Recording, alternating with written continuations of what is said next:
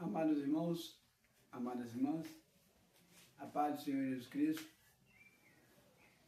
Hoje, dia 28/12/2025, último domingo do mês, por sua vez também o último domingo do ano. O Senhor permitindo de atravessarmos o ano, estaremos entrando em 2026. E domingo que vem, sendo o primeiro culto do domingo do mês e o primeiro domingo do ano, estaremos realizando a ceia do Senhor. Se o Senhor convidar você a participar, separa lá domingo que vem, seu pedaço de pão, sua taçazinha de suco e venha participar conosco. Amém? Vamos estar orando. Deus Pai, coloca a minha Jandira, esse e essa que está assistindo, ouvindo em Tua presença. Peço que o Senhor leve cativo nossos pensamentos, Senhor, em obediência a Ti. Que nada, Senhor, e ninguém, nem no mundo espiritual, nem no mundo físico, venha atrapalhar a realização desse culto, a transmissão desse culto, e desse culto chegar onde o Senhor quer que chegue, a quem o Senhor quer que chegue, em nome de Jesus. Sim, ó Deus, seja conosco, ó Pai, em nome de Jesus. Santo Espírito, és bem-vindo neste lugar. Santo Espírito, és bem-vindo neste lugar. Onipotente Pai, de graça e misericórdia, és bem-vindo neste lugar. Deus está aqui, aleluia. Tão certo quanto o ar que eu respiro, tão certo quanto a manhã que se levantará, tão certo quanto eu lhe falo e pode me ouvir, tão certo quanto eu lhe falo, tão certo quanto eu lhe falo, tão certo quanto eu lhe falo e pode me ouvir. Vamos estar orando agora. Faça a tua petição em pensamento, o Senhor contempla, responde segundo a vontade dele. Deus e Pai, coloque nesse momento a oração que está sendo formulada por este, por essa que está assistindo, ouvindo. Coloque os pedidos de oração que está na minha mão direita aqui, ó Pai. Coloque cada pedido de oração que está nessa caixinha que ainda não foi respondido. E eu lhe peço, Senhor, opera, haja, Senhor, segundo o teu querer, segundo a tua vontade. Em nome de Jesus, Senhor. Em nome de Jesus. A Ti, Senhor, a honra, a Ti a glória, a Ti o louvor, a Ti toda a adoração. Santo, santo, santo Tu és. A palavra de Deus, Deus trouxe meu coração aqui agora sobre a ira. A ira. E a primeira coisa que o Senhor nos coloca no coração é a respeito de a ira não é pecado. Eu não esqueço que me converti em 1993, dia 31 de janeiro de 1993, no domingo, às aproximadamente 8 horas da noite, 9 horas, algo próximo. E quando foi um ano depois, em janeiro, 7 de janeiro de 1994, eu casei. Eu casei, estava ali inexperiente, com um ano de conversão. Quando foi 6 meses depois que eu me casei, eu passei por uma situação meio delicada, em que eu saí para trabalhar e um vizinho muito desaforado, muito abençoado, ele tinha provocado uma situação delicada, tinha deixado minha esposa muito chateada durante o dia todo. E quando eu cheguei à noite, eu fui para tentar dar uma de pacificador, fui até lá para conversar com esse vizinho.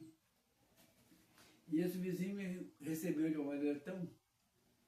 Ele, a esposa, e eles fizeram uma reação tão estranha comigo que eu saí do meu controle e eu com a ira. Eu tive umas reações esquisitas, não para com ele, não agredi nem nada, mas as reações minhas não eram condizentes a um cristão. E ali naquela semana iria ser realizada a ceia do Senhor. Eu fui para a igreja com minha esposa e aquela situação não saía da minha cabeça, porque eu pensava assim, não tem nada a ver essa atitude minha com a atitude de um cristão. E naquele momento ali eu coloquei na cabeça que eu não iria participar da ceia por causa daquela situação. Na hora que o Senhor começou a ministrar o meu coração, o pregador lá estava pregando um outro assunto, não tinha nada a ver com o assunto de ira, e Deus começou a me trazer à tona a respeito de que a ira é um sentimento que Deus colocou no ser humano. E se Deus colocou esse sentimento no ser humano, como que esse sentimento pode ser pecado? Porque não é algo que tem a ver conosco. Não é uma iniciativa nossa. É uma reação natural.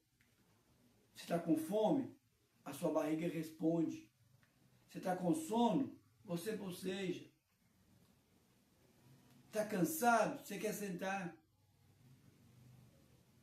Está com sede?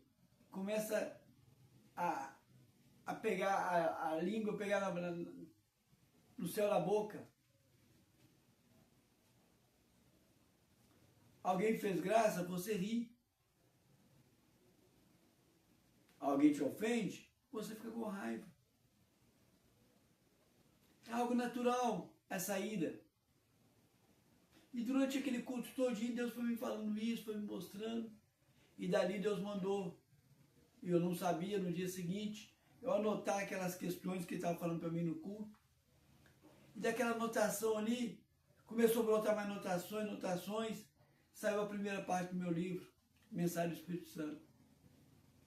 Na segunda semana de julho de 1994. Quando eu concluí a primeira parte desse livro, achando que era um livro só, Deus mandou eu escrever a segunda parte, depois escrever a terceira parte, e eu tenho um livro de 3 partes. O primeiro fala sobre a natureza do ser humano, o segundo fala sobre a história do povo judeu, e a terceira fala sobre a igreja do Senhor Jesus. Mas nós temos que essa primeira parte que fala sobre a natureza do ser humano a serviço de Deus.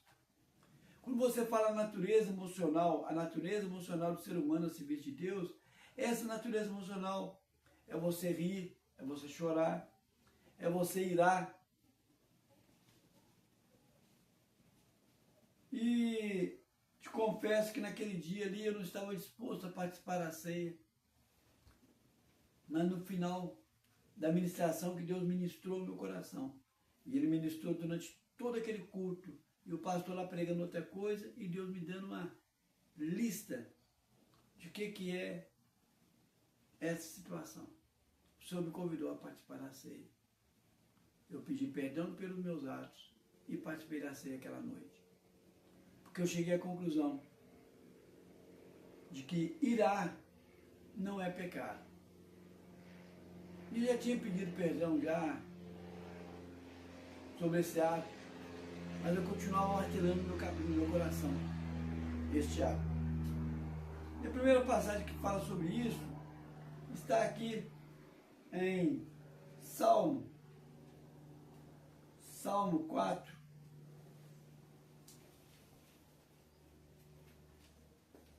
Salmo 4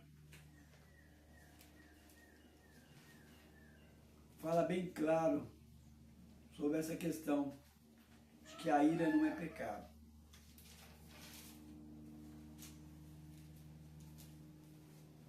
Diz o seguinte, Salmo 4: Irai-vos e não pequeis. Consultai no travesseiro o coração e sossegai. consultai no coração e sossegai. Lá em Efésios 4, incrível que também é 4, Salmo 4, Efésios 4, Paulo repete essa mesma situação, citação, um pouquinho diferente, diz o seguinte aqui, Efésios 4, versículo 26,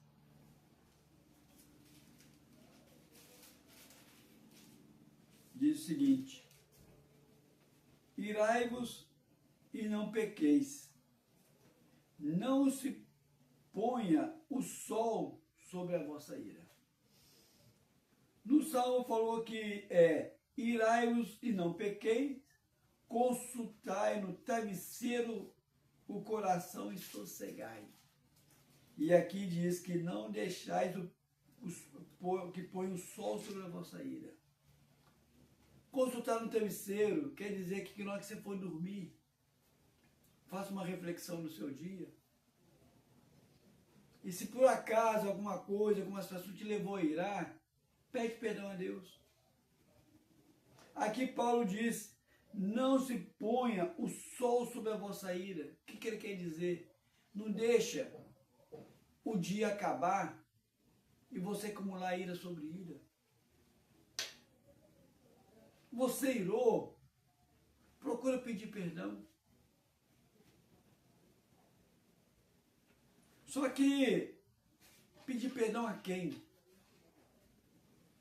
Quando você ira, você tem que pedir perdão a Deus.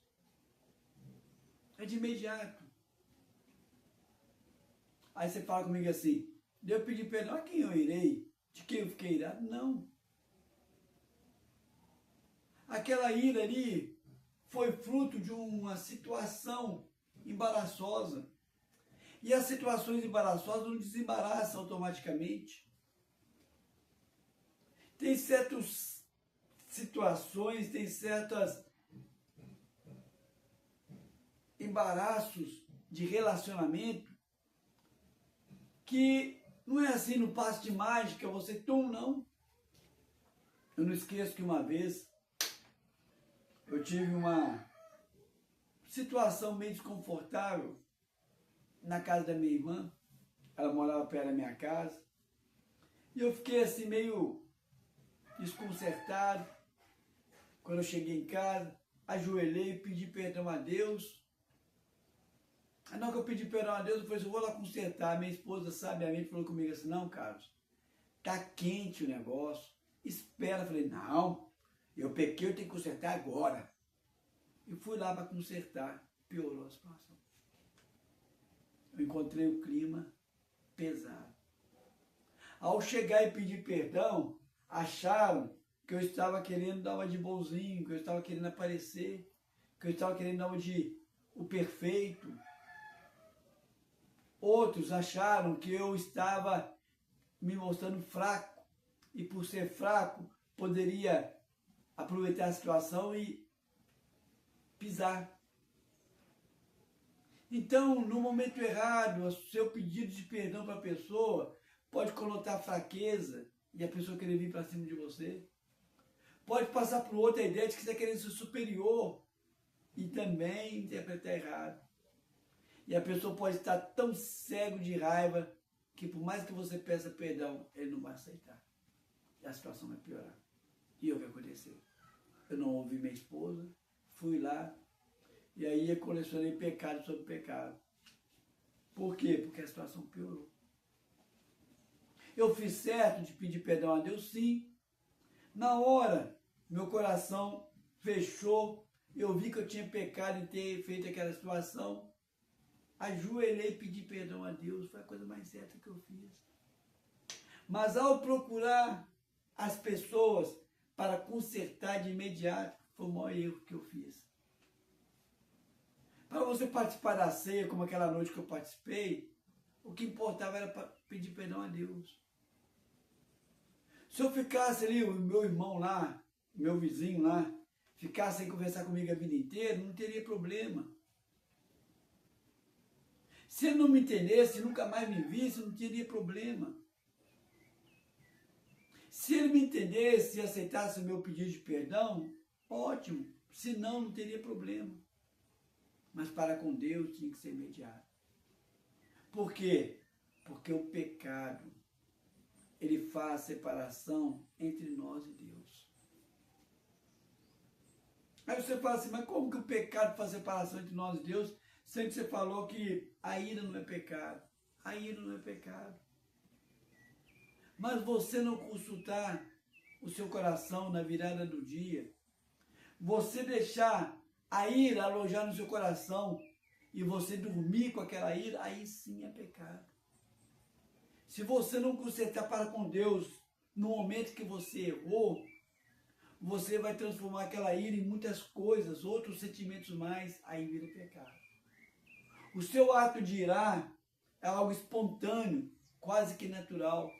É a natureza emocional do ser humano, que pode estar a serviço de Deus, como pode estar a serviço das trevas. Depende de como que vai ser conduzido isso. A natureza emocional da ira não é pecado. Mas você não consertar essa ira para com Deus imediatamente é pecado. Depois que você consertou perante Deus, coloque a situação na presença de Deus, Deus vai criar situações para que você possa consertar com o seu irmão, ao seu tempo. Pode demorar um dia, um ano, 10 anos. Ou se por acaso nunca vier a acontecer, se essa pessoa vier a morrer, isso não vai prender você ao mundo espiritual das trevas, porque você pediu perdão a Deus. O essencial é pedir perdão a Deus. Deu para entender? A ira não é pecado, mas tem uma ira que é pecado. Olha para você ver aqui em Mateus,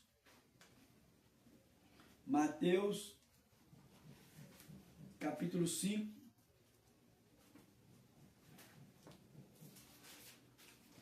Mateus capítulo 5, versículo 22, diz o seguinte, 5:22. Eu, porém, vos digo que todo aquele que sem motivo se irá contra seu irmão estará sujeito a julgamento. E quem proferir um insulto ao seu irmão estará sujeito a julgamento no tribunal. E quem lhe chamar tolo estará sujeito ao inferno de fogo. No seu falangeira. Como é que é isso? Quem proferiu 22, 5:22. Todo aquele que sem motivo se irá contra seu irmão. Sem motivo. Tá vendo? Sem motivo. O que significa isso? Uma pessoa que assim... Você já viu quando você fala que você diz que o seu... Você não se deu bem com aquela pessoa? Você não conseguiu... Assim, de imediato, quando você vê a pessoa, assim, você vê que você cria um certo distanciamento, você não consegue. Você não sabe o quê, mas você não vai com aquela pessoa. Isso é natural. A pessoa falou alguma coisa com você e você não gostou. A pessoa olhou de um jeito que você não gostou. A pessoa está vestida de uma maneira que você não gostou. A pessoa está portando de uma maneira que você não gostou. Talvez a pessoa fala alto demais e você não gosta. Fala baixo demais e você não gosta. Alguma coisa daquela pessoa ali te leva a você a não ter apatia por ela. Isso é normal. Mas agora, por causa disso, você irá com aquela pessoa. Não fez nada com você. Se bem você não foi com a cara daquela pessoa, aí você cria uma ira daquela pessoa, ao ponto de você fazer vingança, fazer coisas terríveis. A Jandira fala que isso é muito comum acontecer com ela. A Jandira assim, sem motivo nenhum. A pessoa não conhece ela, não sabe quem ela é. E manifesta uma ira na pessoa. Manifesta um sentimento vingativo na pessoa. Sobre a Jandira. E a pessoa vem em cima da Jandira com 10 porretadas sem motivo. A gente sabe que no mundo espiritual, o inimigo tem ódio da Jandira, não gosta dela. Eu não estou levando para o lado espiritual da coisa, não. Eu estou levando para o lado humano. A pessoa não conhece, não tem apatia, mas nem por isso também eu não posso irar. Se você não conhece, não gosta que a pessoa, não vai bem que a pessoa, seja educado com ela. E afasta-se. Simples. Mas agora você, pelo fato que você não se deu bem com ela, não foi bem com ela, você vai irar com aquela pessoa sem ela ter te dado motivo? A inveja é isso. A inveja, o outro vê o outro lá e ele nutre uma ira. Não porque o outro provocou, mas é porque eu não aguentei ver aquela pessoa sendo próspera. Eu não consigo ver aquela pessoa estar namorando. Imaginar que aquela pessoa está grávida. Imaginar que aquela pessoa conseguiu um emprego. Assim, sem mais nem menos, brota a ira na pessoa, sem o outro provocar. É pecado. Porque quando alguém pisa no seu calcanhar, normal o seu é você dar um grito. Pisou na sua ferida, é normal você dar um grito. Mas você gritar sem ninguém te machucar. Assim é a ira sem motivo. Porque simplesmente você invejou do outro. Ou porque simplesmente você não se deu bem com o outro. Não gostei dessa pessoa. Aí por eu não ter gostado dessa pessoa, eu fico irado com essa pessoa. Você pergunta para ele assim, mas qual foi o motivo da sua ira? Não sei. Não tem motivo. E tem um detalhe. Se o motivo da ira é inveja, jamais ele vai confessar. Que é muito raro o invejoso confessar que está irado porque está com inveja. Se o motivo da ira é porque não tem apatia pela pessoa, ele não vai ter motivo nenhum. Não vai conseguir entender por que está irado. Mas se o motivo da ira o não motivo por ter irado é a inveja, ele também vai dizer que não sabe, mas sabe no fundo. Não teve motivo, a pessoa não deu motivação nenhuma. A pessoa está no canto dela. Como eu disse para a Jandira, para você, a Jandira vira e mexe, encontra pessoas assim, sem menos, sem mais nem menos. Agora tem uma coisa aqui que fala sobre o insensato. A ira em si, ela é própria do insensato. Olha para vocês verem aqui, Eclesiastes,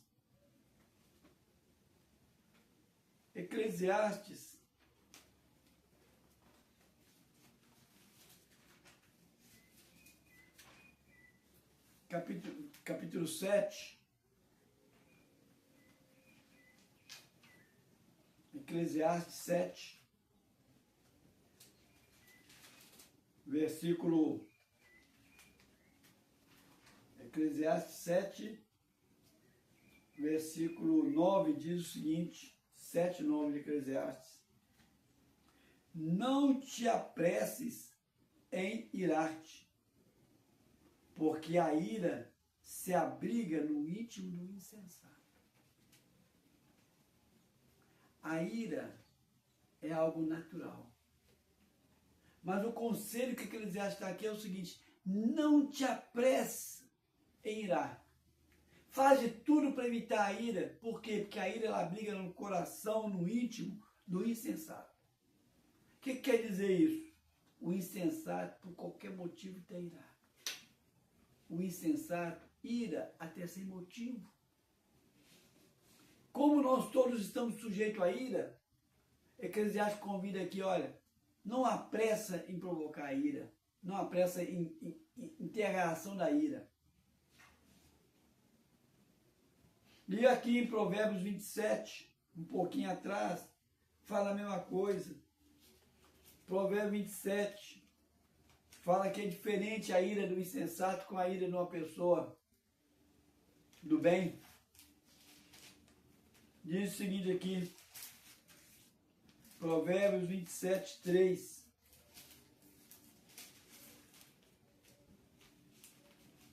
Provérbios 27, 6 diz o seguinte: pesada é a pedra, e a areia é uma carga, mas a ira do insensato é mais pesado do que uma e outra. Você irá é algo natural que corre o risco de todo ser humano fazer. Mas para o insensato, a ira é amiga dele. Convive com ela. Por quê? Porque ela é insensatez de viver íntimo com a ira. Mas o pior ainda, a ira do insensato é mais pesada que uma pedra que um caminhão de areia. O que isso quer dizer? Que quando você é uma pessoa temente a Deus e você ira, essa ira vem com uma dosagem que facilmente vai embora. Mas no insensato não. A ira vem com peso de vingança. A ira vem com peso de uma reação tão terrível que a ira do insensato ela é maligna. A ira do insensato ela é capaz de destruir uma cidade. A ira do insensato é capaz de fazer com que a pessoa prepare um veneno e mate uma família inteira. A ira do insensato é capaz do camarada fazer uma coisa terrível. Assim, de graça. Quase que rindo. Você faz uma coisa com a pessoa sem perceber, aí ela, com aquela ira do insensato que ela tem, o que ela vai fazer? Faz algo mais na frente para te punir. Algo que talvez não tenha nada a ver. Olha, fulano fez isso comigo. Ah, mas ele vai ver só. Ele não percebe, mas eu plantei uma para ele escondido. Eu fiz algo para ele escondido. Por quê? Porque é isso aqui, o insensato. Ele quer pagar a pessoa de qualquer jeito, ela apronta alguma coisa. Não quer deixar passar de leve de jeito nenhum. E aí, por isso, a gente vai no nosso amigo, Provérbios 15. Provérbios 15, versículo 18 diz: o homem, 15, 18, o homem iracundo suscita contendas, mas o longânimo apazigua a luta. O que é um homem iracundo? É um homem, uma mulher, que vive irando, que ira facilmente, que vive constantemente nutrido pela ira. A pessoa está aqui numa boa com você, aqui ó, tranquilo, por qualquer coisinha, um passarinho cantou lá fora, alguém colocou uma música mais alta, alguém passou perto daquela pessoa falando alto e foi embora. Qualquer coisa faz suscitar a ira naquela pessoa. Ao ponto que a pessoa para de conversar e estremecer. Por quê? Porque a ira está abrigada no coração daquela pessoa. É uma pessoa iracunda. É uma pessoa que o tempo todo está manifestando a ira. Mesmo em tempo de bonança. A ira não consegue ficar escondida nele, porque qualquer coisinha que acontece, aquela pessoa é iracundo. Esse iracundo é o insensato. A ira nele é pesada, que ele não consegue suportar de tão pesado que é. Até no momento de alegria, ele não consegue controlar a ira. E a ira vai. E o iracundo, o insensato, faz com que acumule ira sobre ira no coração dele. Ele ira facilmente, ele acumula ira sobre ira. Agora tem uma coisa interessante. A ira é um motivo de louvor a Deus. O quê? É. Olha para você ver em Salmo 76. Você pode louvar a Deus com a sua ira. Você lembra que eu falei para vocês que a ira é uma natureza emocional do ser humano e ela pode estar a serviço de Deus como a serviço das trevas? A ira a serviço de Deus é motivo de louvor. A ira é. Irai-vos, mas não pequeis.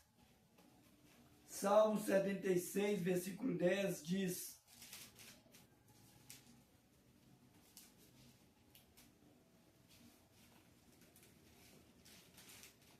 76:10. Pois até a ira humana há de louvar-te, e do resíduo das iras te cingirás. Do resíduo da ira, a consequência da ira vai cingir a Deus. A ira humana vai louvar a Deus. Que negócio esquisito é esse? É aquela ira que você ira em defesa de Deus.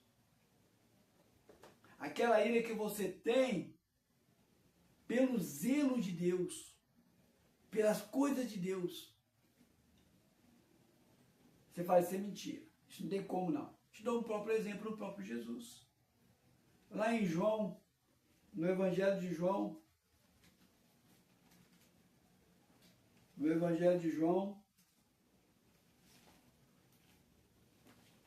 capítulo 2, se Jesus louvou a Deus manifestando a ira dele,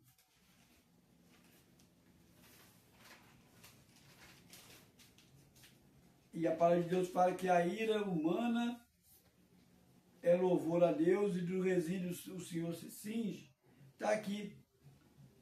Evangelho de João, capítulo 2, versículo 13 ao 17, diz o seguinte assim: estando próximo à Páscoa dos judeus, subiu Jesus para Jerusalém e encontrou no templo os que vendiam bois, ovelhas e pombas, e também os cambistas assentados, tendo feito um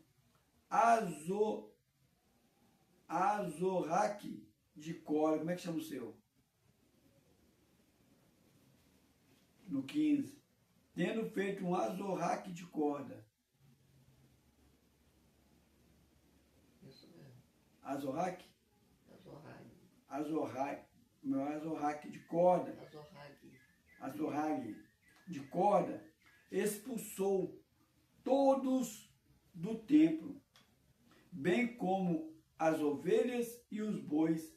Derrubou pelo chão o dinheiro do cambista, virou as mesas e disse aos que vendiam as pombas: tirai daqui essas coisas, não façai da casa do meu pai casa de negócio.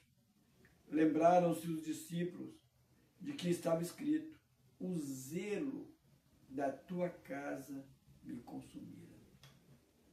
O zelo da tua casa. O que quer dizer isso? O consumir provocou a ira de Jesus. Algo que foi incontrolável. Aquele zelo, aquele cuidado pela santidade de Deus foi tão ponto que consumiu ele e fez ele perder o controle. Aqui esse azorraque aqui é um chicote. Ele não chegou pelas pessoas assim e falou assim: ô meu amigo, retira-se por favor. Não. Ele saiu batendo nas pessoas. Tem uma passagem aqui, algumas versões, que fala que ele pegava a pessoa pela barba e expulsou as pessoas. A cena aqui foi uma cena de violência. Ele derrubou mesas. Ele pegou as moedas dos cambistas e jogou as moedas no chão. Ele, como diz o ditado, ele fez mau show. Algo que era impróprio da pessoa de Jesus, que é o pacificador, que é o homem do bem. Aquele foi consumido por uma ira. O zelo pela tua casa me consumiu. E ele ali, de uma maneira violenta, ele reagiu àquelas cenas. Aqui foi uma ira que transformou em louvor a Deus. E o Senhor se cingiu do restígio dessa ira. Por quê? Porque era uma ira que estava sendo levantada em defesa do próprio Deus. O irar não é o problema. O problema é você nutrir essa ira e você manter essa ira no coração. Só que em Efésios fala algo incrível. Ele nos convida a afastar da ira. Porque não é comum a ira. Pode acontecer? Pode. É uma reação que pode acontecer? Pode. Efésios 4:31. Efésios 4:31. Diz o seguinte: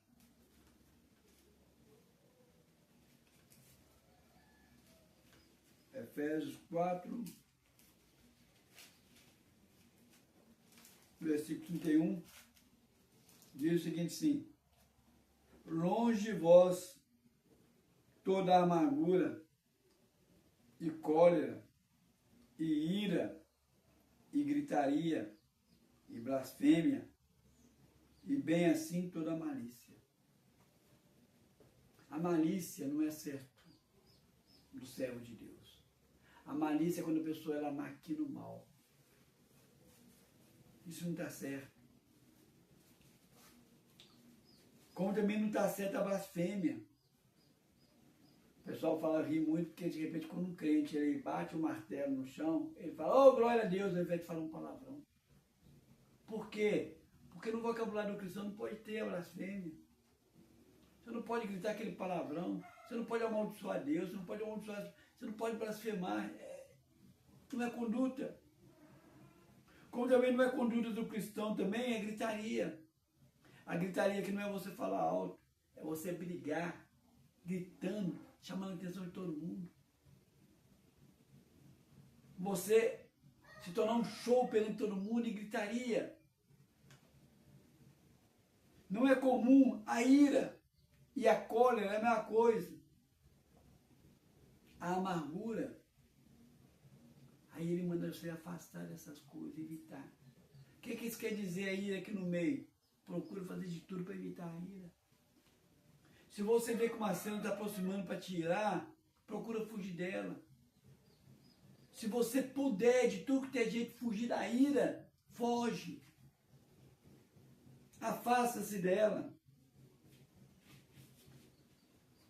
Você vai ganhar muito com isso. Por quê? Porque você irando, você vai pedir perdão a Deus. Deus vai te perdoar. Mas a ira, ela vai provocar alguma coisa.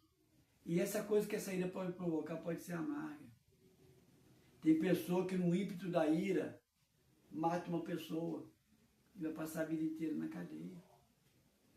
Tem uma pessoa que no ímpeto da ira provoca uma ruptura de relacionamento de outras pessoas com as outras, porque você falou que não devia.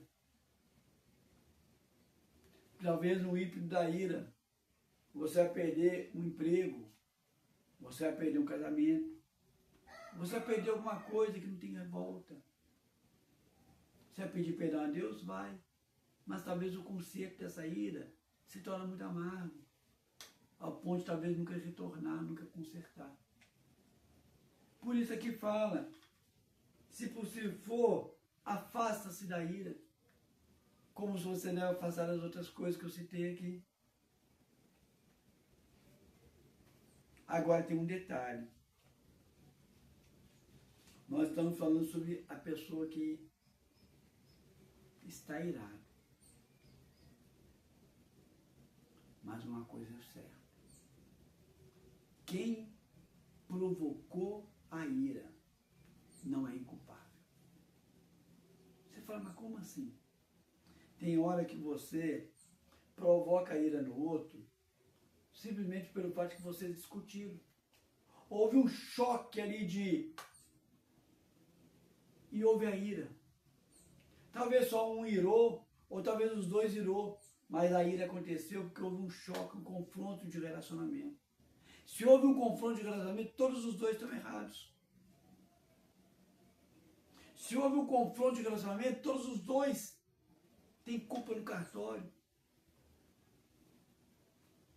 E pode acontecer também desta ira ter sido provocado propositalmente.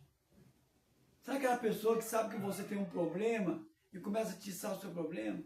Aquela pessoa que sabe que você está e começa. Nós éramos anfitriões de célula em nossa casa.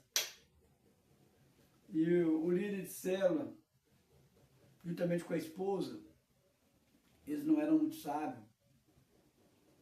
E essa esposa dele, ficava apunhalando a Jandira, provocando a ira da Jandira, toda vez que ia ter a célula, com relação à situação que a Jandira era delicada na vida de Jandira. Essa mulher ficava. Chegou um dia, a Jandira falou comigo, essa casa eu não aguento mais não. Não vou suportar essa mulher ficar aqui e falando assim, não, vou fechar essa célula.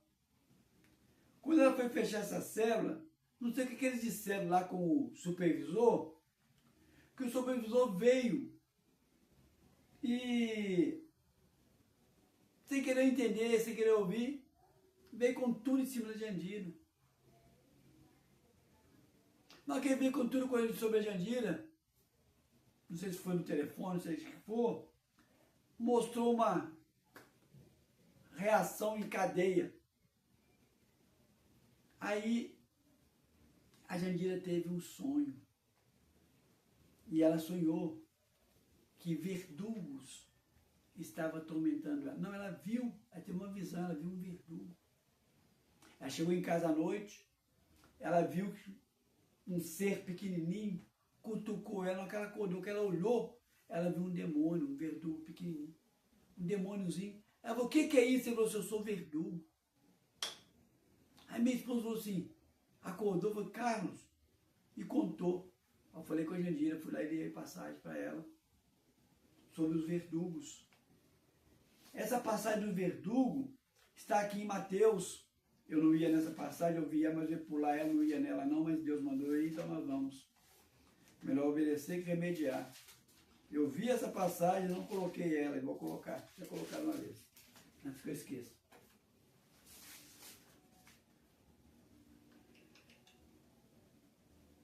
Mateus 18, se eu não me engano, 18.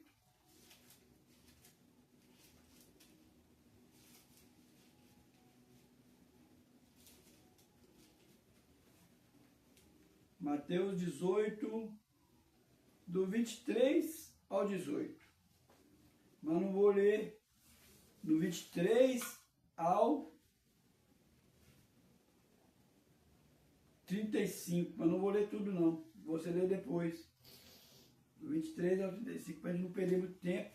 Principalmente que esse aqui não estava incluído no texto. Vamos lá, vamos ler tudo. Não, vamos ler só a parte. Aqui fala sobre um companheiro que não perdoou o outro companheiro. Diz o seguinte, no 31.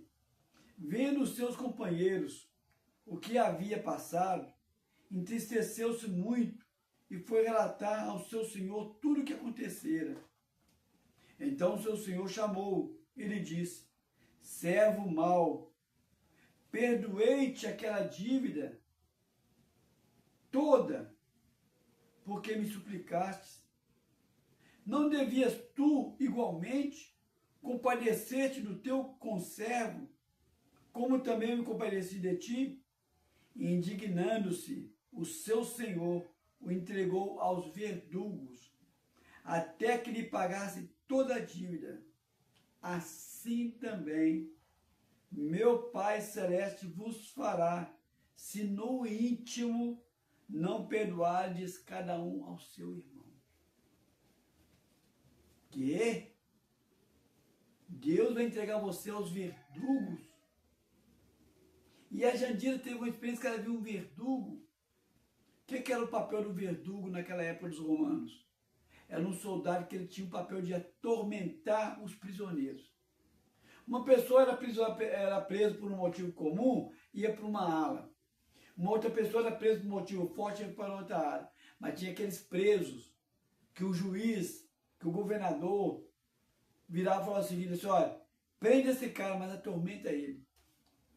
Já viu aqueles filmes onde que a pessoa é colocada dentro da prisão uma lâmpada, para ele não poder dormir, a lâmpada 24 horas acesa, uma música o tempo todo, jogam água na pessoa, aqueles são ações do verdugo, do tormentador. Então quer dizer que, quando a Nandira viu aquele verdugo, Deus mostrou para ela, olha, enquanto você não perdoar aquele irmão, você vai estar sendo atormentado. Aí some dinheiro, some objeto na casa, você faz uma coisa e não dá certo, tudo acontece, dá errado, por quê? Porque existe um verdugo que está ligado entre você e aquela pessoa. Existe uma aliança de ira entre os dois. O que a minha esposa fez? Mandou chamar esse líder. Na hora que ela mandou chamar esse líder, ela contou para ele a visão e pediu perdão para ele. Esse líder, com raiva, falou, você pode até me pedir perdão, mas não te perdoo. E saiu. Na hora que ele saiu da nossa casa, minha esposa teve uma outra visão. Ela viu que na hora que ele ia saindo assim, correntes iam batendo do lado do outro das paredes assim, acompanhando ele. Mostrou com isso que quando a Nandira pediu perdão para ele, ela desatou das correntes deste homem. Mas como esse homem não liberou perdão, ele foi embora, preso às correntes. Por quê? Porque essa situação de pecado, de falta de perdão, aprisiona uma pessoa na outra. E a partir do momento que ambas as pessoas liberam perdão, a corrente é desfeita. Mas a partir do momento que só uma pessoa libera perdão, a corrente continua. O que significa aqui no nosso caso, sobre a ira? Tanto a pessoa que ficou irada, como a pessoa que provocou a ira, são culpados. Se aquele que provocou a ira provocou por causa de uma briga, por causa de uma confusão, é tão culpado como o outro. Mas se aquele que provocou a ira provocou porque ele maliciosamente ele julgou a ira na pessoa, ele é culpado. Olha para vocês verem aqui em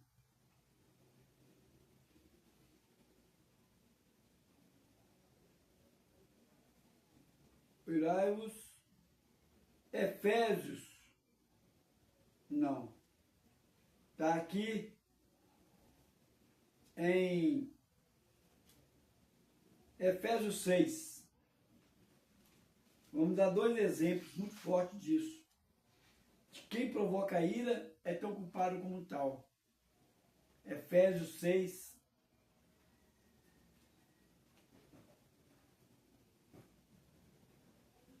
Efésios 6, versículo 1. Está querendo dizer aqui sobre pais com filhos, mas aqui serve para todos os sentidos. Se no relacionamento pais e filhos existe esse perigo de quem provoca a ira ser pecado, quanto mais com os outros que não são pai e filho. Diz assim no 1, versículo, Efésios 6, versículo 4. E vós, pais, não provoqueis vossos filhos a ira, mas criai-os na disciplina e na demonstração do Senhor. Não provoqueis vossos filhos a ira. Quer dizer que se o pai, que é o pai, ele não pode fazer algo que provoca a ira do filho, quanto mais nos outros relacionamentos de cônjuge, entre irmãos carnais, entre irmãos na fé, entre pessoas que não se conhecem. Se o pai vai ser inculpado, se ele provocar a ira do filho, imagina os outros. Vós, pais, não provoqueis a ira. O que isso quer dizer? Aquela pessoa que provoca a ira é tão culpada como aquele que está irado. Não importa se você está querendo ali orientar, disciplinar, você deve agir com o quê? Com disciplina e com admoestação do Senhor. Faz de tudo para não vir a ira. Faz de tudo para não provocar a ira. E um outro que eu vou citar também para encerrar aqui, ou quase encerrar, está aqui em 1 Samuel, penúltimo versículo nós vamos ler. 1 Samuel,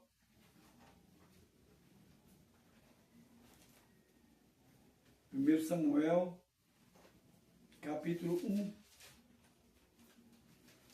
O pai não deve suscitar a ira. E uma outra ira também que foi suscitada também de uma maneira maligna, sutil. Igual aconteceu com minha esposa lá daquela líder, ela ficar todo dia, toda célula, punhando. Aconteceu aqui. 1 Samuel, capítulo 1, versículo 6, diz o seguinte assim. Vamos ao 5. A Ana, porém, não, vou no 4. No dia em que Eucana oferecia o seu sacrifício, dava a ele porção deste a Penina, sua mulher, e a todos os seus filhos e filhas. A Ana, porém, dava porção dupla, porque ele a amava, ainda mesmo que o Senhor a houvesse deixado estéril. A sua rival a provocava excessivamente para a irritar, para provocar a ira, porquanto o Senhor lhe havia cessado a madre.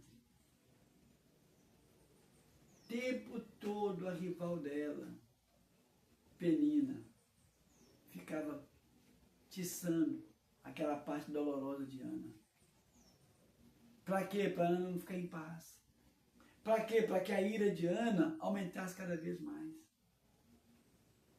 O pai ali não deve provocar a ira do filho. E essa rival de Ana provocava a ira de Ana. Essa rival era preocupada. E como eu já disse, teve aquela experiência ali, daquele líder, aquela corrente sendo lançada para um lado e para o outro. A Jandira ficou livre das correntes, porque pediu perdão. E aquele homem não. Um relacionamento conflitante, um conflito, ele é terrível, ele não é bom. Mas você desatar desse conflito o mais rápido possível é efetualmente necessário, porque senão você vai estar a vida inteira ligado àquele problema, àquela pessoa. Agora, quando a gente fala sobre a ira de Deus, nós estamos falando sobre a ira humana. Para a gente encerrar aqui, eu vou ler em Salmo. Não sei se vai dar para ler Salmo todinho, mas vou ler em Salmo. Eu creio que vai dar sim, para a gente ler Salmo todinho. Salmo que ele fala sobre a ira de Deus. Jesus ali, ele teve uma ira, quando eu citei, mas na condição humana. A ira humana louva a Deus. E o Senhor cinge daquela ira. Mas e a ira de Deus? O que? Deus ira? Vamos ver Salmo 90, para encerrar. Diz o seguinte, Salmo 90.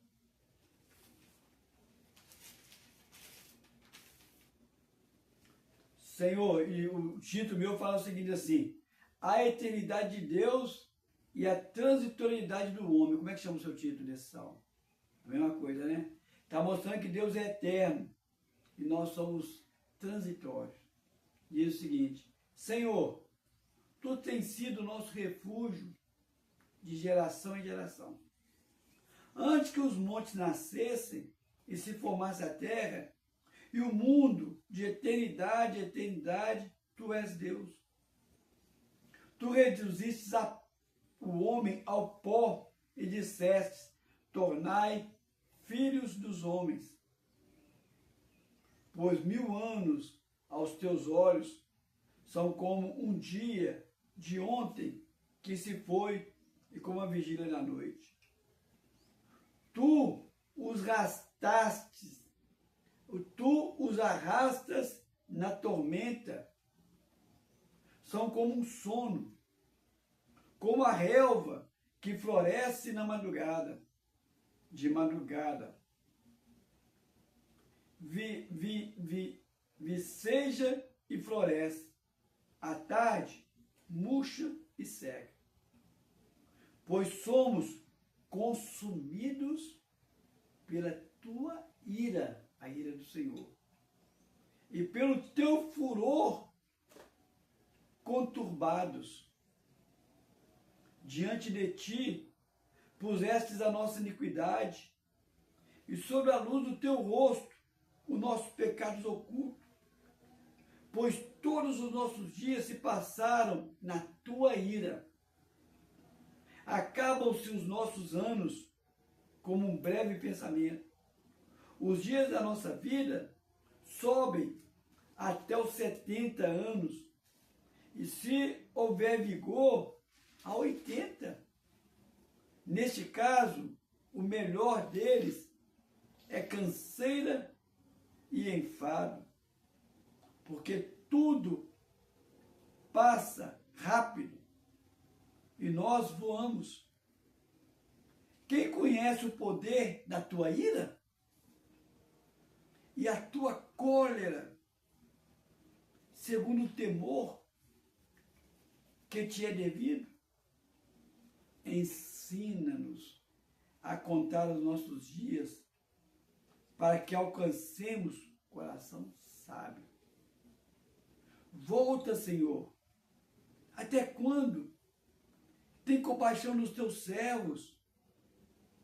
Sacia-nos de manhã com a tua benignidade, não com a tua ira, para que cantemos de júbilo e nos alegramos todos os nossos dias. Alegra-nos por todos os dias, quanto nos tem afligido, por causa dos anos, quanto suportamos a adversidade. Aos teus servos aparecem as tuas obras, e aos teus filhos a tua glória. Seja sobre nós a graça do Senhor, nosso Deus. Confirma sobre nós as obras das tuas mãos, sim. Confirma as obras das vossas mãos. Ele mostra aqui nesse salmo que nós, com a nossa natureza má, constantemente provocamos a ira de Deus. E ele clama: Senhor, não manifesta a tua ira, não. Vem com a tua benignidade, com o teu amor. Nós temos experimentado a tua ira, porque nós somos falhos, nós passamos com uma... Olha como que o salmista aqui, ele deixa bem claro que na grandeza de Deus faz parte a ira de Deus. E na pequenez do ser humano, o ser humano necessita da graça e da misericórdia de Deus. Mas é certo que se o ser humano pecar, a ira de Deus vem. Porque Deus, ele é manso, Deus, ele é benigno, mas Deus também é justo. E na justiça de Deus, da mesma forma que nós, seres humanos, provocamos algo para poder aplacar a ira do irmão, com Deus também é a mesma forma. A gente faz algo para aplacar a ira de Deus. Aí o salmista fala: Senhor, perdoa-nos. Nós provocamos a tua ira, mas vem com a tua benignidade. O que é? Aqui é o conserto. Aquele conserto que a gente fez para com Deus e que a gente tentou fazer para com aquele líder, nós devemos fazer para com Deus. Na hora que você vê que você está suscitando a ira de Deus, conserta.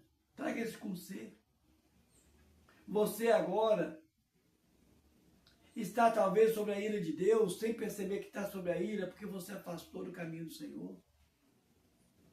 É simples, conserta essa situação, volta ao amor do Senhor, reconciliando com o Senhor.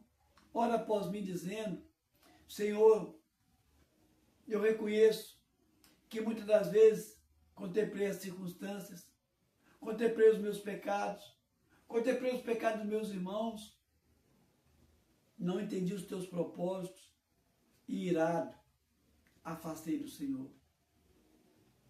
Mas arrependido agora eu volto.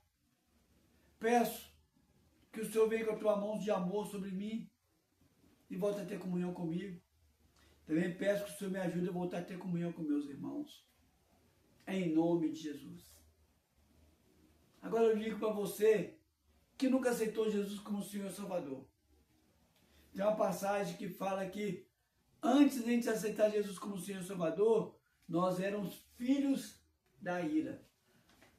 O que isso quer dizer? Aqueles que não têm Jesus como Pai, automaticamente eles têm a ira como pai. Corre o risco de um servo de Deus irar? Corre. Por quê? Porque irar não é pecado. O pecado é você deixar a ira sobre a sua cabeça. Mas todos aqueles que não aceitam Jesus como Senhor e Salvador, eles por natureza são filhos da ira. Não vou aqui porque o tempo está curto, mas você pode ver depois. Eu te convido a aceitar o Senhor como Senhor e Salvador. Ora após mim dizendo, eu falo meu nome, você fala o seu. Eu, Carlos, você fala o seu nome. Reconheço que muitas vezes, por pensamentos, por palavras, por atitude, até por omissão, eu entristeci o coração de Deus. E eu provoquei a ira de Deus. Por isso eu peço perdão agora. Também reconheço que eu não consigo conduzir minha própria vida. Quanto mais ser espelho para as pessoas que eu amo. Por isso eu coloco a mim. Todos que eu amo, tudo que eu tenho aos teus pés, para o Senhor fazer o que o Senhor bem quiser. E também peço que o Senhor escreva meu nome no livro da vida. E a partir de agora, eu reconheço Jesus como meu único e suficiente Senhor e Salvador. Amém? Vou orar por vocês. Deus e Pai, coloco esse que aceitou o Senhor como Senhor e Salvador. Coloco esse que voltou pelos teus caminhos e tua presença. E eu lhe peço, Senhor, opera na vida deles. Faça algo maravilhoso, ó Deus, para que eles possam viver na luz do teu Evangelho. Em nome de Jesus. Amém, amém e amém. Vou agora estar entregando a bênção apostólica. Lembro novamente que domingo que vem é o primeiro culto do ano e é o primeiro culto do mês. Se o Senhor assim permitir de estarmos aqui no ano que vem, estaremos realizando a ceia do Senhor. Se o Senhor te convidar a participar, separa a sua taçazinha de suco de uva, seu pedacinho de pão e participa conosco. Amém? Vou estar entregando agora a bênção apostólica. Deus e Pai, coloca a minha, a Jandira, esse que está assistindo, ouvindo, ó Pai, em Tua presença.